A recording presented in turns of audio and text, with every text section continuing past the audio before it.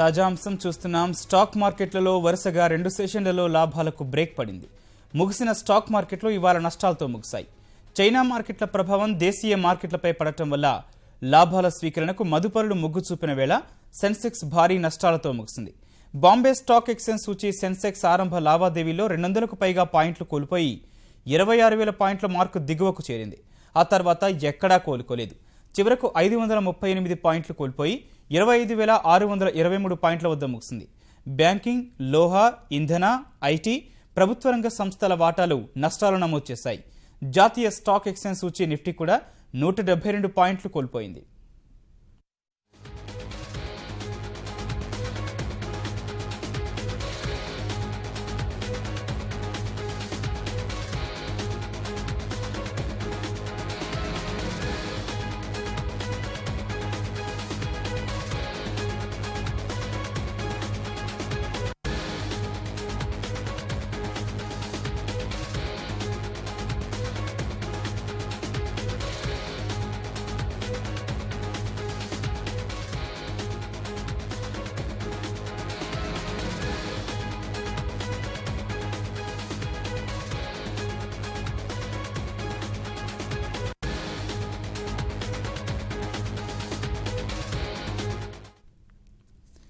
ఇక స్టాక్ మార్కెట్లు భారీగా నష్టపోయిన నేపథ్యంలో మరిన్ని వివరాలు జెన్ సెక్యూరిటీస్ ఎండీ సతీష్ కంతేటి గారిని తెలుసుకుందాం. సతీష్ గారు నమస్కారం అండి. హలో సతీష్ గారు నమస్కారం అండి. నమస్కారం. సతీష్ గారు చెప్పండి, స్టాక్ మార్కెట్లు కుదేలవడానికి ప్రధాన కారణాలు ఏంటంటారు? ప్రధాన కారణం చైనాలో మ్యానుఫ్యాక్చరింగ్ అనుకున్న దానికన్నా వీక్ గా రావటం, అండ్ మన దగ్గర కూడా పిఎంఐ డేటా 28 months లో అంటే సెప్టెంబర్ 2013 లో రావటం. ఈ రెండు ప్రధాన కారణాలు మన మార్కెట్ పట్టడానికి. అంటే కేవలం మన మార్కెటే కాకుండా చైనీస్ మార్కెట్ అయితే దాదాపు 7% పడింది, అండ్ జపనీస్ మార్కెట్ అయితే దాదాపు 3% దాకా పడింది. సో అదే దూరంలో మన మార్కెట్ కూడా సెల్లింగ్ చూసాం, మన మార్కెట్ లో కూడా మనం. సతీష్ గారు, అయితే మదుపరులు ఇటువంటి సమయంలో ఎటువంటి జాగ్రత్తలు తీసుకోవాలంటారు మీరు? అంటే షార్ట్ టర్మ్ లో గ్లోబల్ గా ఉన్న వీక్నెస్ మన మార్కెట్ కూడా ఎఫెక్ట్ చేస్తుంది. కాకపోతే మదుపరులు immediate short term trading position లో ఉన్న వాళ్ళు అయితే కనుక వాళ్ళు స్ట్రిక్ట్ గా స్టాప్ లాస్ అమలు చేసుకోవాలి ఇట్లాంటి సమయంలో. అదే ఇన్వెస్టర్లకి ఇట్లాంటి falls would be good opportunity. ఎక్కువ వ్యవధి ఉన్న ఇన్వెస్టర్లకి ఒకేసారి కాకుండా స్టేజెస్ లో పెట్టడానికి ఇట్లా బాగా పడిన రోజు మార్కెట్ లో ఇన్వెస్ట్ చేసే వ్యూతో ఇన్వెస్ట్ చేస్తే వాళ్ళకి లాంగ్ టర్మ్ లో కొద్దిగా లాభదాయంగా ఉంటుందండి.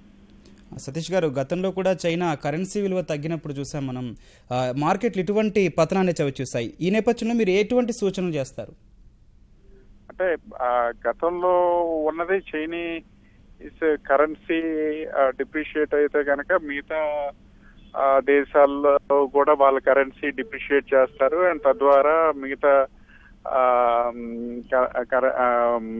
దేశాల్లో అన్నిట్లో కరెన్సీ డిప్రిషియేషన్ అయితే కనుక ఎఫ్ఐఎస్ ఎక్కువ జరుపుతారనే వ్యూతో మార్కెట్ వీక్ అయింది. ఈసారి ఏంటంటే ఈ చైనీస్ స్లో డౌన్ యొక్క ఎఫెక్ట్ ఎక్కువ ఇండస్ట్రీస్ మీద, కమోడిటీస్ ఆల్రెడీ ఉంది. అది ఇంకా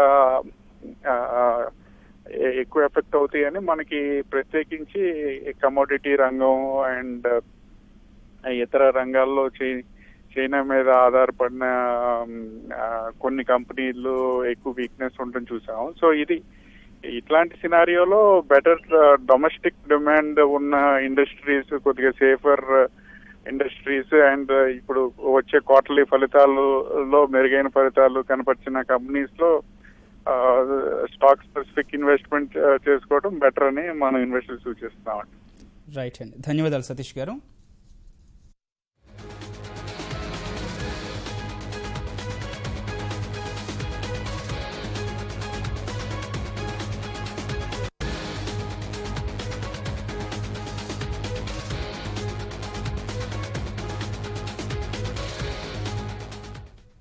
అంతర్జాతీయ విపణుల్లో ప్రతికూల పరిస్థితుల మధ్య స్టాక్ మార్కెట్లో భారీ నష్టాలు మూటగట్టుకున్నాయి. గత 2 సెషన్లలో 201 పాయింట్లు పెరిగిన బొంబాయి స్టాక్ ఎక్స్చేంజ్ సూచీ ఇవాళ ఒక్కరోజే 538 పాయింట్లు క్షీణించి 25,000 మార్కుకు దిగువకు పడిపోయింది. ఉదయం 26,117 వద్ద ప్రారంభమైన సెన్సెక్స్ ఏ దశలోనూ లాభాలు నమోదు చేయలేదు. చైనా పారిశ్రామిక ప్రగతి వరుసగా 10వ నెలలోనూ మందగించిందన్న వార్తలు వెలువడటం సహా మధ్య ఆసియాలో ఉద్రిక్తతలు పెరిగిన వేళ మదుపరులు పెద్ద ఎత్తున అమ్మకాలకు దిగగా సెన్సెక్స్ ఆరంభంలోనే 190 పాయింట్లు నష్టపోయింది. ట్రేడింగ్ను అర్ధాంతరంగా నిలిపివేయాల్సి వచ్చిన స్థాయిలో చైనా మార్కెట్లు ఒకరోజే 7% మేర నష్టపోవడం దేశీయ మార్కెట్లపై తీవ్ర ప్రభావం చూపింది. భారత్లో పారిశ్రామికోత్పత్తి డిసెంబర్లో 28 నెలల కనిష్ట స్థాయికి దిగజారడం, రూపాయి విలువ బలహీనపడటం నష్టాలు మరింత పెరిగేందుకు కారణమైంది. ఫలితంగా ఉదశలో 25,597 పాయింట్ల కనిష్ట స్థాయికి పతనమైన సెన్సెక్స్ చివరకు 25,624 వద్ద స్థిరపడింది. జాతీయ స్టాక్ ఎక్స్చేంజ్ సూచీ నిఫ్టీ 172 పాయింట్లు క్షీణించి 7,791 వద్ద ముగిసింది.